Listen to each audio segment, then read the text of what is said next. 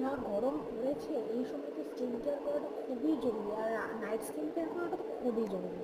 তো ফার্স্টে আমি একটা ফেস ওয়াশ ইউজ করে সেটাকে মুখ ধুয়ে নিয়ে এসে তারপর আমি একটা টোনার ইউজ করেছি, যেটা গুড ভাইবসের, যেটা আমার ভালো লাগে। গুড ভাইবসের টোনারটা আমার ভীষণ ভালো লাগে। সেটা শুকিয়ে যাওয়ার পর আমি এখানে কোয়েঞ্চের একটা সেরাম ইউজ করছি।